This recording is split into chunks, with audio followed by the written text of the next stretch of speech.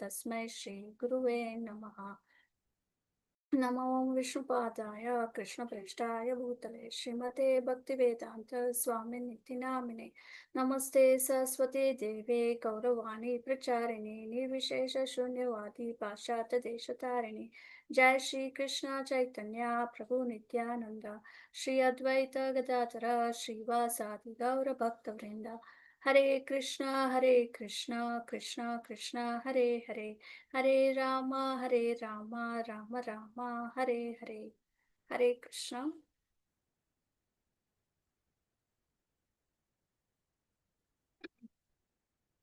In middle, uh, if there is any voice is not clear or it's very low, please let me know so that I can check with my internet. Little problem with my internet. So other than everything is fine.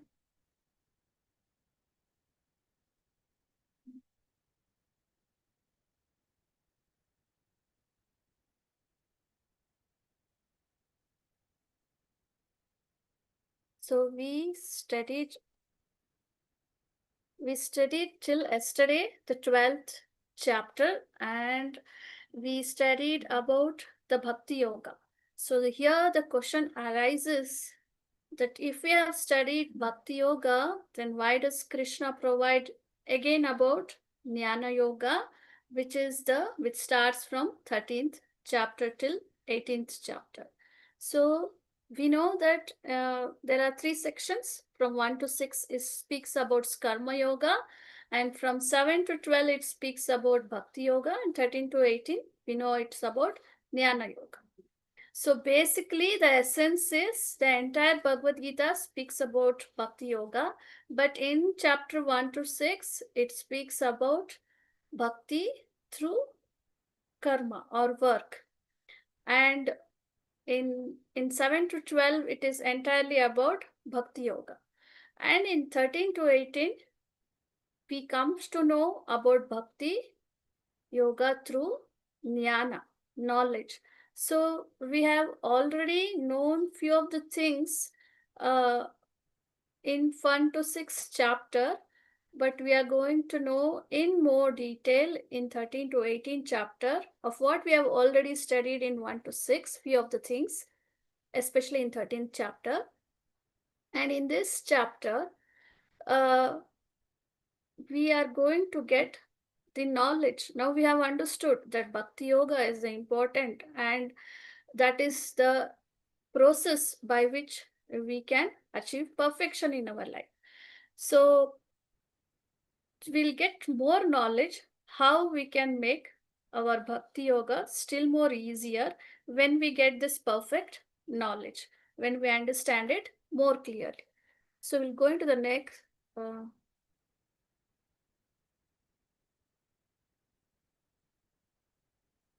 So this chapter is divided into different sections. So first section is about the 13th first verse.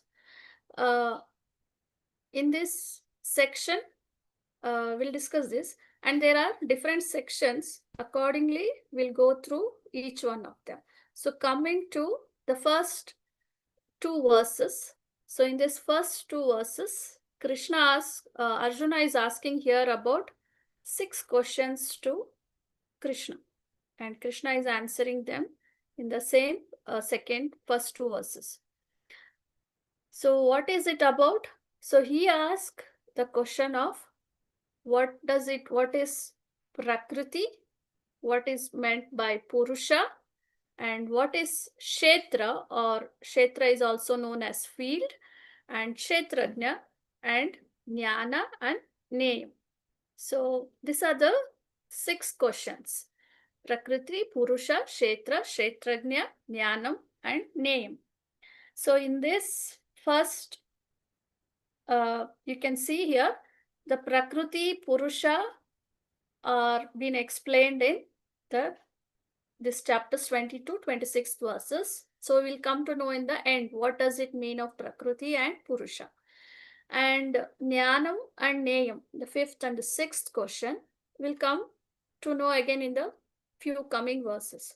So in this verse, we'll come to know about Kshetra. And in the next verse, about Kshetragna. So what is Kshetra?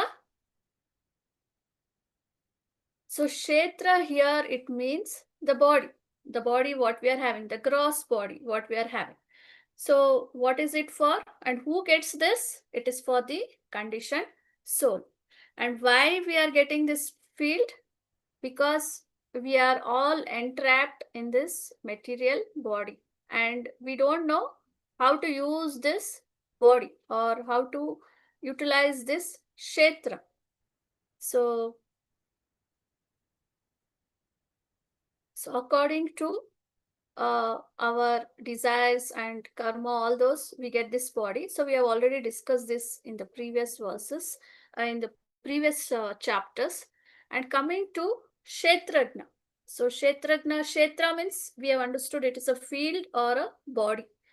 And Kshetragna means knower of the field. So we know the difference between the body. And who is the knower of the body here? It is the soul. And there is one more Kshetragna. Who is that? That is Super Soul. So there are two Kshetragnas here. That is two knowers of the field. Who are they? The soul and the Super Soul. So we have already known about all this soul and the Super Soul. So we'll discuss that little more ahead. So now coming to the verse 2 to 7. So we have come to now know in summarized way who is Kshetra, that is the field of activities, is our body. And who is the knower of this field is the soul and the super soul. So more detailed, we go into this verse. And we also discuss about jnana. What is the jnana here is about? So we have come to know that there are two knowers, that is the soul and the super soul. So he is also answering here the fifth question, that is about jnanam. So what is jnanam here is to know about the soul and the super soul. Okay, so this is the knowledge we need to understand. So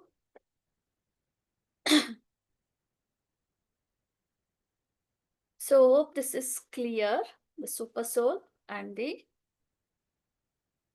individual soul. For example, if we take a farmer is the head of the field. He is the proprietor for that field. Whereas a king is the head of for the whole city, you can take for an example. So there are so many fields in the city. So and the king is the head for all the fields.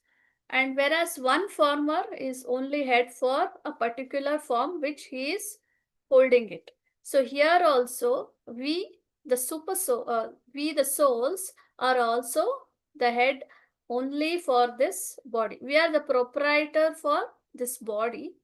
And whereas super soul, that is the Lord himself, Krishna, is the proprietor for all the bodies. So that is why we find the super soul in the form of Paramatma present in all of the living entities. So we know in the form of in our body, other than the gross elements, we'll discuss that. Coming to this gross body, other than the soul, there is super soul who is also present. So that is how the Kshetragna is consisting of two people, the soul and the super soul. So now we need to know the jnana. What is the jnana here? The soul and the super soul. So you might have discussed this in the, you might have learned this in the second chapter, but here we are trying to know it we are summarizing it so that you remember who is soul and who is super soul. So all the living entities other than the human beings, whichever the living entities which are in motion or which are having the presence of the soul, right, they are all known as Jivatma. So we have studied in the second chapter in Shvetamitra Upanishad that what is the size of the soul? It is 1 by 10,000 tip of the hair. And we are called as Anu, and the super soul is called as Vibhu. Hmm?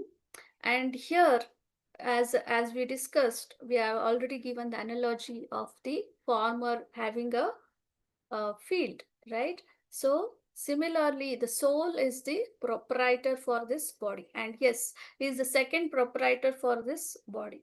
Who is the first proprietor for this body? The Supreme Lord. He is the proprietor for all the living entities' body, and also he what is the eternal nature of the soul is to serve the supreme, so lovingly serve the supreme. And the super soul is here the supreme, where all the souls are under him, and he is considered here as the loving master. So we are all servants, and only Krishna as super soul is the loving master over here. And one more important point is the super soul is only one, but still he is present as Paramatma in the heart of all the living entities, and soul as present in all the living entities. So that is the difference which we are summarizing here, and this knowledge will uh, discuss in more details. Now, how is our understanding about the Supreme Lord? So the Lord provides the food. So that is our understanding here. That what is the realization? That the Lord provides the food for the existence. So that is called as here as Annamaya quotient. So there are five different types of quotients where our realization of the Supreme Lord or the absolute truth we can understand. So the first is the realization of the Supreme. So this comes in the platform of material realization of the Supreme. So who is the Lord? Who is the one who provides us the food? So that quotient is known as Annamaya here. And then comes Pranamaya. So what is Pranamaya? We see that there are we realize the absolute truth. How? In the form of life forms. So that is called as Pranamaya here. And then Jnanamaya or Manomaya. So what is this? So this is the realization which extends beyond uh, uh, beyond the realization of what the living symptoms. So we saw pranamaya. So the life form or life existence is there. Is that realization comes in pranamaya. In Jnanamaya, it goes to more how thinking, feeling, and willingness. All this is comes in Jnanamaya. So all these three are still in the platform of our what you tell material realization. So what? Sorry.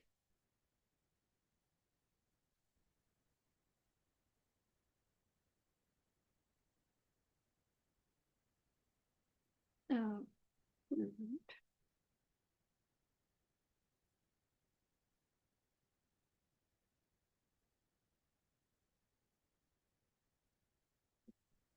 So the next thing comes as Vijnanamaya.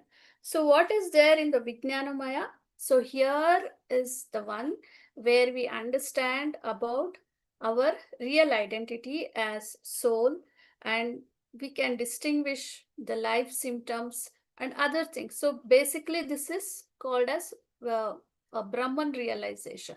So this is not the highest. The highest is Anandamaya. So, what is this? This is the transcendental stage, or where the supreme stage is knowing about the Lord in the last stage, and it is the blissful stage where we really understand the Supreme Lord. In Vijnanamaya, we have not yet come to fully understanding uh, what is exactly or where do we end with the Lord. So in Anandamaya, we understand the Lord in a much better way. That is, the relationship with the Lord we can understand in this. So these are the five quotients in how we can understand the absolute truth. And so we go to the next one. So in this, so we already know about body, soul, and super soul, right? So here, that what is Kshetra is the body. So we are speaking here only about this body. So what does this body consist of, or what does this Kshetra consist of, is we are going to discuss in this 6 and 7 verses. So in this body, there are 5 great elements. What is this 5 great elements? What is this body made of? The body is made of Panchabhuta. What are they? Earth, water, fire, air, and ether. So this is the 5 great elements this body is made of. And then we go into the subtle body, right? The outer layer is called as the gross body. The next level comes as the subtle body. So what does it consist of? False ego, intelligence, and then mind. So this three comes in the subtle body.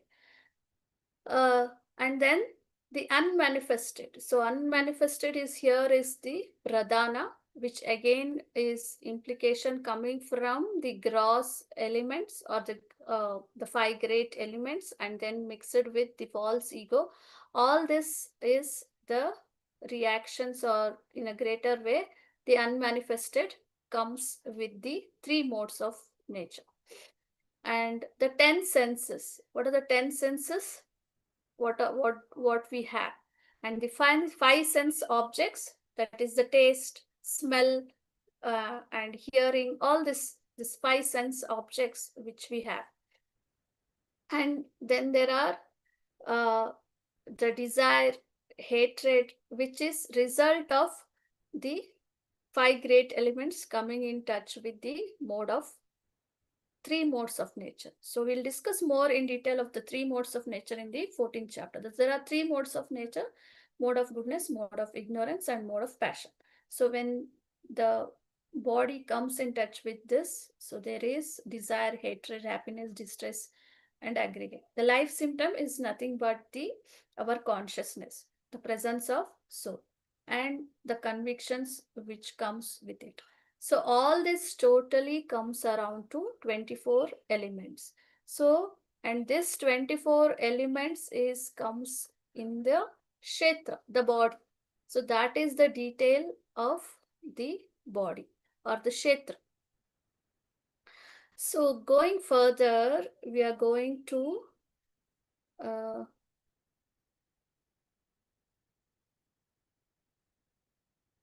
just a second. Okay.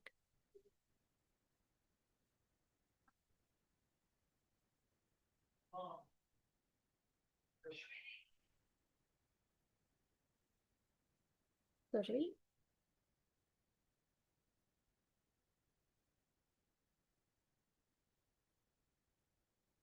Hope till here it is clear. Sorry.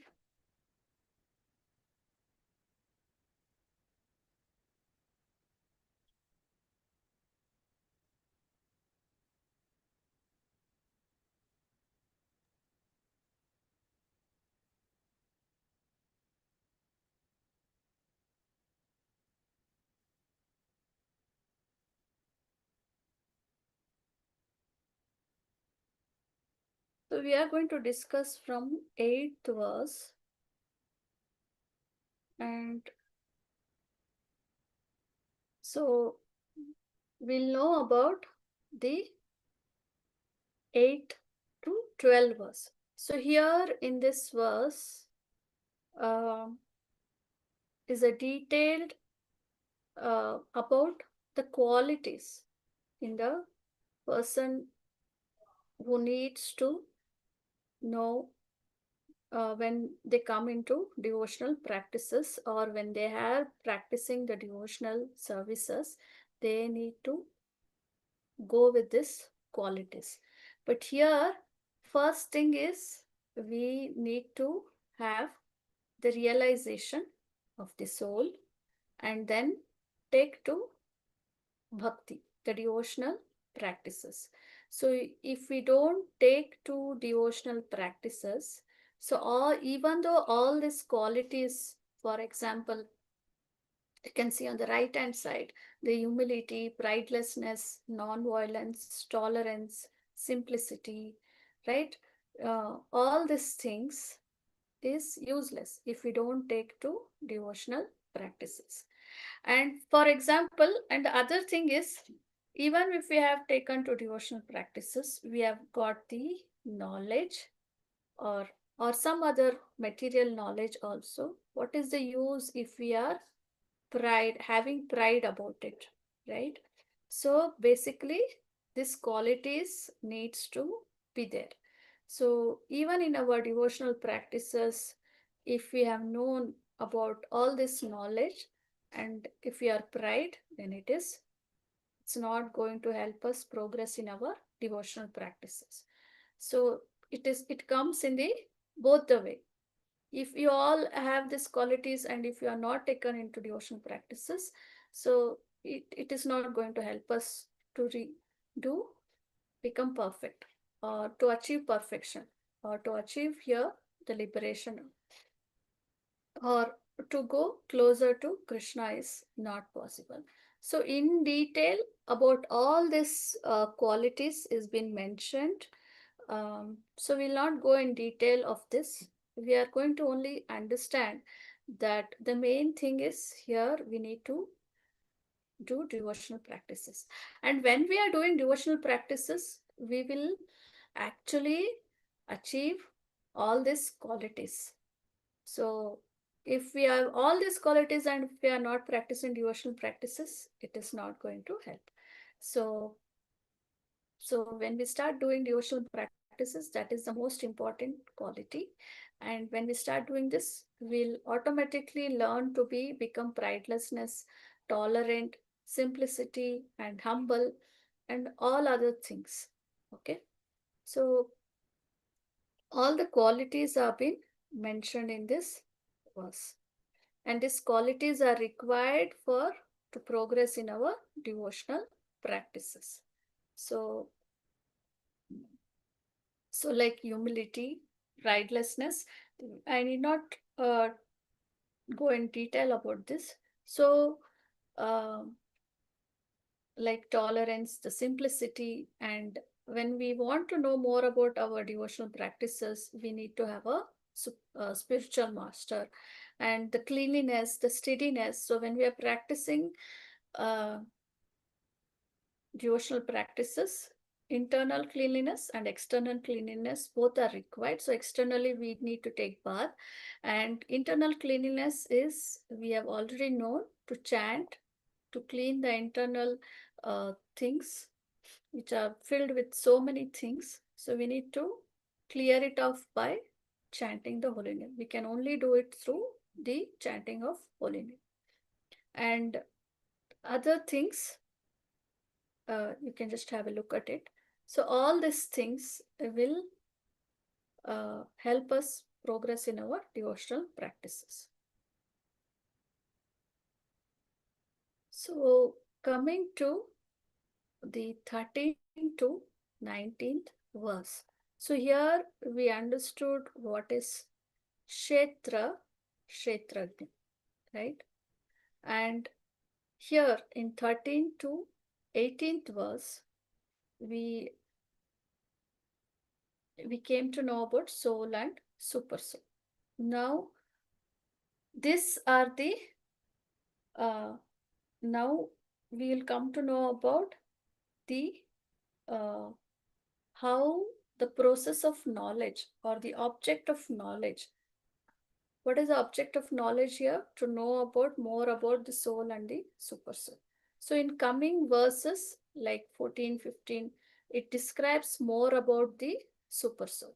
So how the super soul is the source of all the senses, how it is unattached. Now the question may arise, the living entities, that the soul and the super soul both are present in this living body, but only the soul gets entangled with the material nature and not the super soul, because the super soul is independent here and it is the source of all the living entities. So we will discuss that in this verse.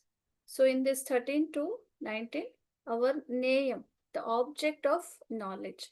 So we understood the knowledge is to know about super soul and soul. So the name comes here about knowing in greater detail, and name is to how to approach the super soul. So So here we discussed in the 8 to 12 about the qualities. So if we develop such qualities, then we can achieve more knowledge here. And Neya are the soul and the super soul are the objects क्योंकि of आपको नहीं knowledge. आता ना कोई बात नहीं Neya to be known. Haribol. Okay, then please wait. Somebody can mute. Okay, done everybody? Aishwarya Okay. Mataji, you can mute. So here we are knowing about the soul and the super soul. So we know that about the eternal. The soul is permanent. Only the living body or the kshetra or the body is non-permanent. It is temporary. So we have seen that how the soul changes from one body to another. So we understood the eternal of soul and how it is subordinate to the supreme Brahman. So we are only having, we are the servants here. And in this 14, for 13 to 19 verse, the 14, 15, 16, 17, 18, all this speaks about the super soul, all pervading. So what do we mean by all pervading? The Lord, for example, the sun, even though it is cloudy, there is a daylight. Okay. So how do we understand the presence of the sun there? Whenever there is a daylight, the sun is present, but it may not be visible if it is hidden under the cloud. If it is a cloudy day, right? But we can understand still the presence of the sun. So similarly, we may not be able to see the Lord, but He is everywhere. So He is all pervading. He is transcendental. So what do we mean by the word transcendental? So we are in this material world, so we are entangled, but not the Lord. He is transcendental and he is above the all the three modes. He is nirguna. So we are under the mode of all these three natures. So for example, to understand this, if a jailer and a criminal both are inside the jail, but who is given punishment here? The criminal is given the punishment. And what is the jailer doing here? He is only maintaining that jail. So he is not given any punishment here. So similarly, here also the Lord is present in this material nature, but he will not undergo or he will not get entangled with the material nature, because he is above all these three modes of material nature. He is the one who is under the control for all the material nature. So that is why he is transcendental. He is nirguna. All reconciling and undivided. So we may have a question that the Lord is present in so many living entities. So we may feel, oh, the Lord is divided in that way. No. The Lord is in his full form, in the form of Paramatma, in all the living entities. So you can think of he is present in all the living entities. Just like how we can do a Xerox copy, but here it's not even Xerox. The Lord is present in the same form in all the living entities. Okay, so there are multiple forms you can think of, for example. And He is the source of all this knowledge and enlightenment. So, because of the presence of the Lord in us, and you can see this picture over here, that how there is one there is a tree and there are two birds on that tree. So one bird is doing all the activities and the other bird is just watching. So similarly, the super soul is also watching us being in our body, and the soul is doing all the activities. If we just turn towards the Lord, then we get enlightened. But how are we sitting with the Lord? We are turning our back towards the Lord and not at all seeing Him. But if we just turn towards Him, we may be getting the enlightenment and know about our real position as a soul.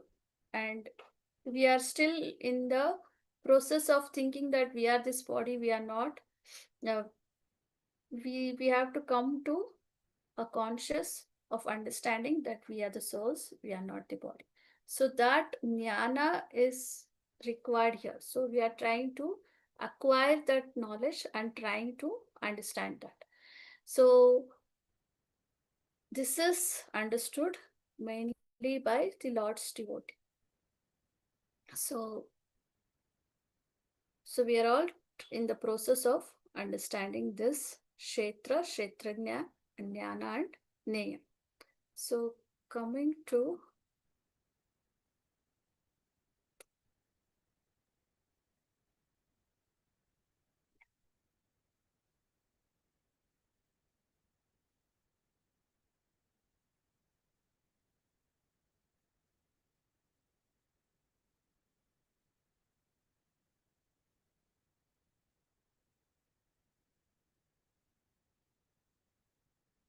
so here what we understand, that when we are in consciousness of the Lord, then only we will be able to put it into practice. And then it becomes here Vijna. Okay, the science of knowledge. Now coming to the first two questions, that is about the Prakriti, Purusha and their union. So in this, now here you need to think about few things. The material nature and the living entities as soul, they both are eternal. Okay, and here the nature, the material nature is been provided for us because we desire to be here. So, and we are all being the products of this material nature. So according to our desires and according to our karma also, together we get this body. So for example, if we desire to eat or we desire to eat lot of non-veg items or meat, so they get the body of a lion or a tiger. So according to our desires, whatever we are desired, so basically we get this body. So we have gone through a different species of life. So we don't know when the time of the soul has come into existence, but we have gone through all this different uh, life after life.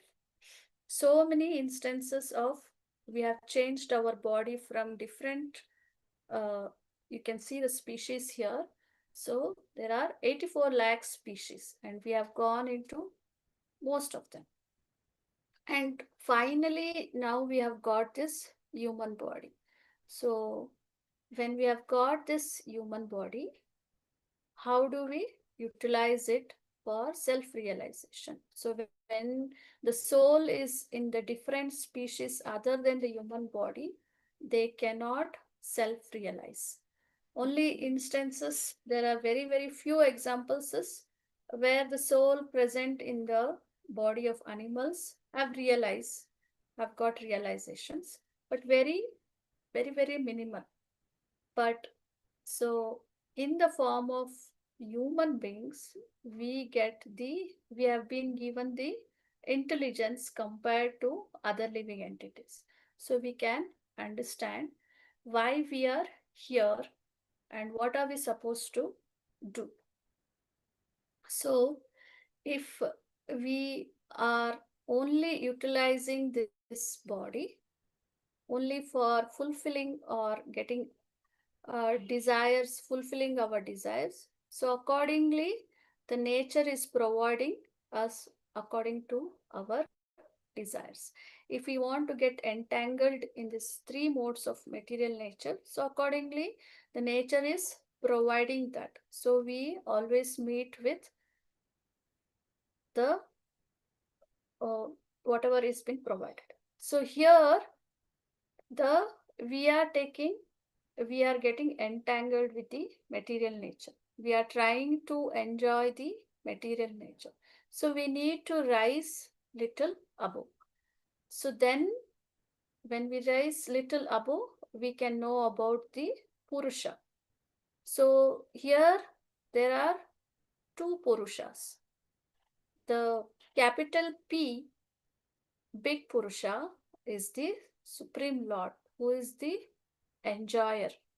And the small p is the living entities, who is thinking that we are the real enjoyers. We are trying to imitate the Lord. We are here thinking that we can enjoy. But what is happening in terms of enjoyment? We are here in misery, we are suffering here. So unless we understand that we are suffering, we are in misery, and coming above of all this mode of nature, and coming above and getting detached from the material nature, and knowing about the Purusha or knowing about the Lord is the real seeker. So we are all seeking for something, real happiness, right? But how do we get that?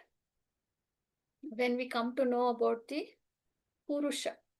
So here we have gone through different uh, versions and how the body, right, from the childhood till death goes on in six different changes we have seen, and also from different body to another body, how the soul moves, right? This is all about that. So now the desire to enjoy, right? Whether you want to be in this material world in the Prakriti and enjoy, or you want to go little above and understand the bond between the Lord.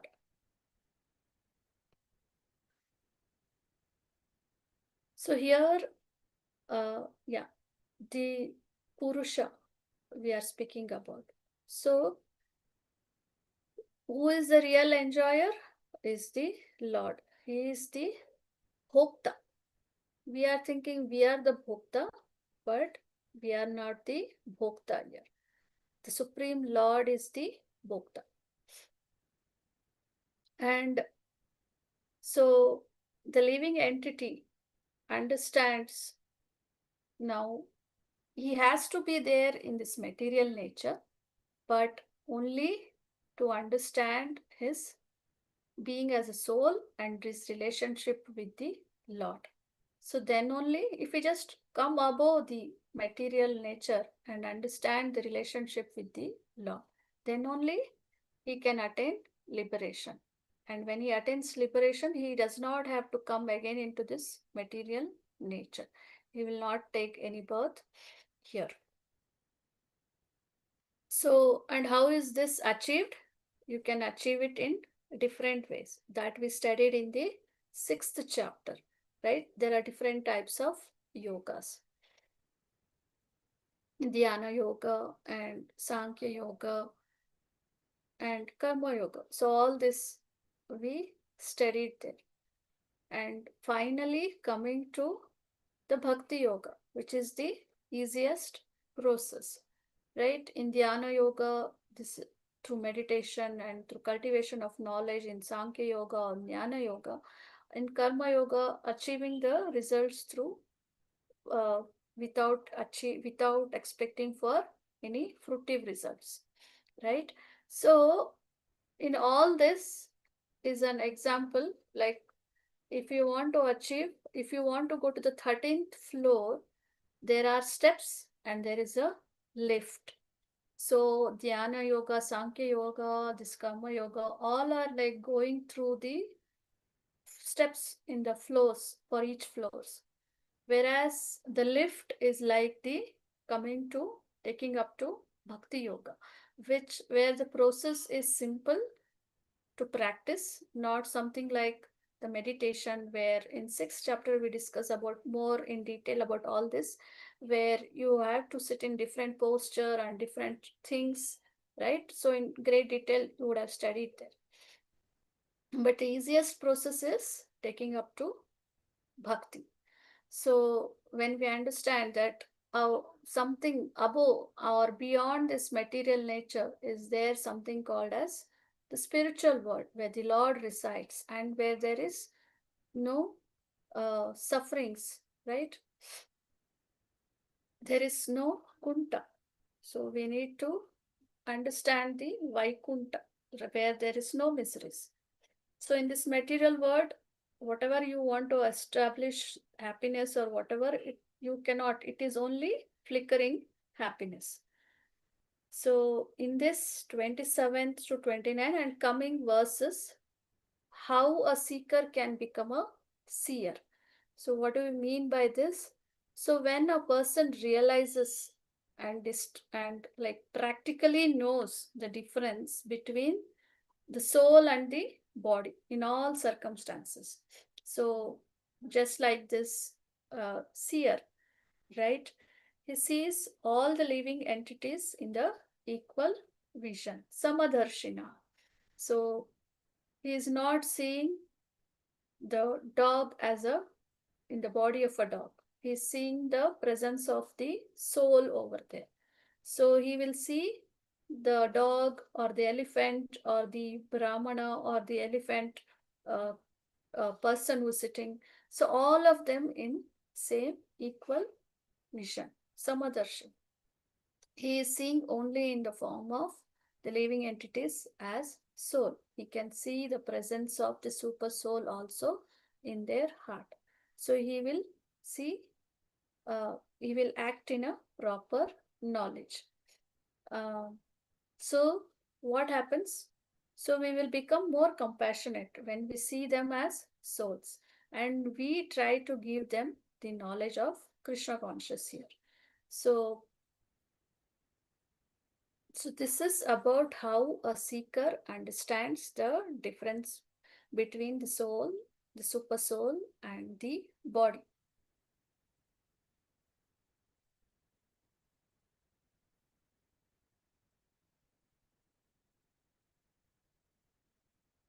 Yeah. So what is the current situation of a living entity?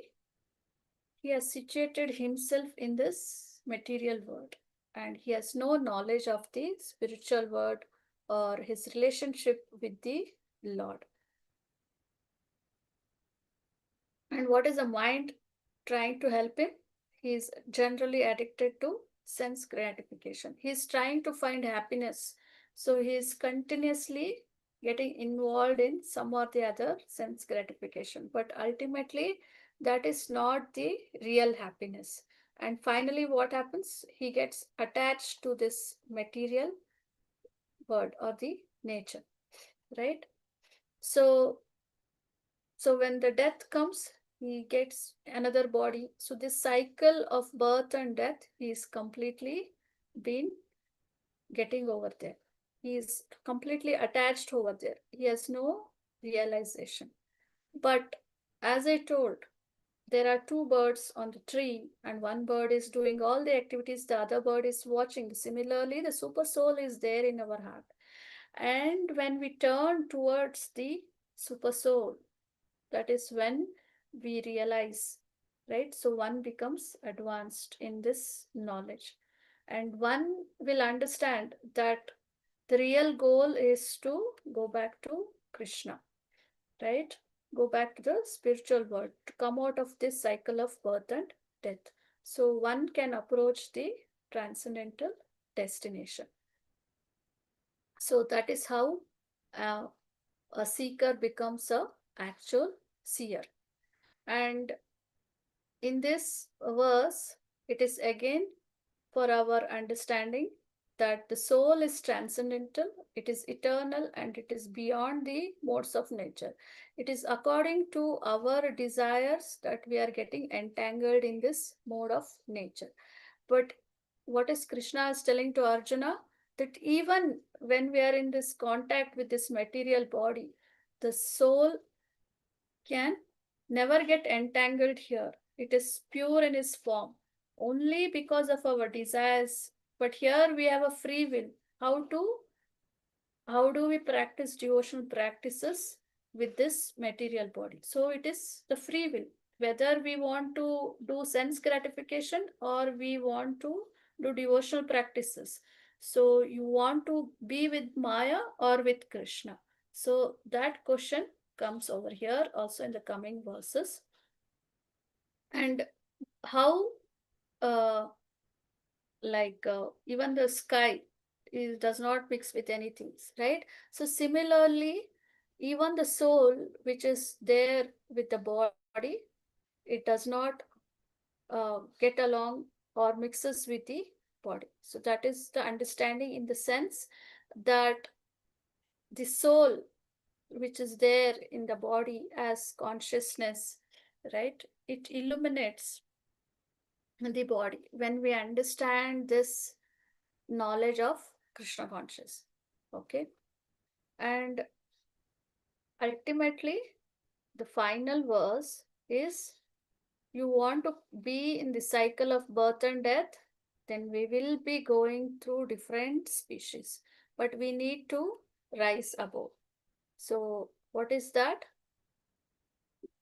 So, when we see with the when we understand the knowledge, when we get the knowledge that we are the souls, we are not this body, and our greater thing is relationship with the Lord, right? So then when we understand our relationship with the Lord, He is our real Father and not the in this material nature. So when we understand this and when we start practicing the devotional practices, we finally reach Krishna and we can come out of this cycle of birth and death and we can get liberated from this bondage in this material nature. So the final result is we attain the supreme goal, and that is the Lord. So summarizing that the ultimate knowledge is to know about the super soul, and going towards the super soul is possible ultimately by devotional practices, that is through bhakti.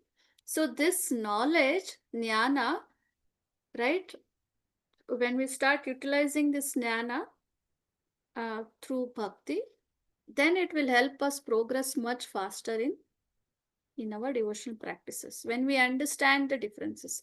Otherwise, if we don't understand uh, the things between soul and super soul and this body, we are only trying to feed this body and not the soul.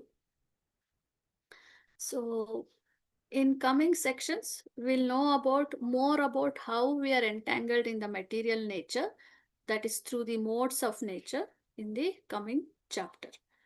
So hopefully I've tried to give a summary of this 13th chapter in the smaller way. So if any questions or any comments, we have 6 minutes. We can know about it.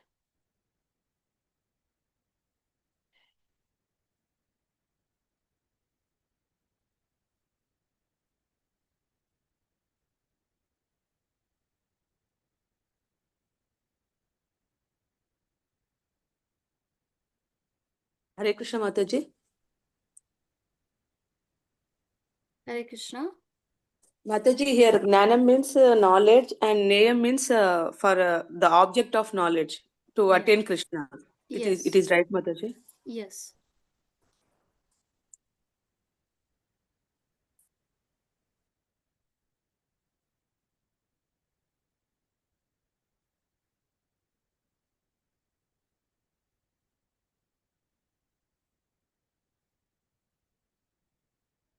Mataji, Kavita Mataji says, thank you so much, Mataji, for this beautiful session. Okay, thank you. Mataji, if there are no doubts, can we end the session, Mataji? Sorry? If there are no doubts, can we end the session, Mataji? Yes, Mataji. Thank you so much, Mataji. Panchakalpatarubhyasya kripa sindhubhya evacha patitanam pavanebhyo vaishnaveभ्यो namo namaः anantakoti vaishnavinda ki jai Srila Prabhupada ki jai. Thank you. All glories to assembled Hare devotees. Krishna. Hare Krishna, Mataji. Thank you so much, Mataji. Hare Krishna. Hare Krishna.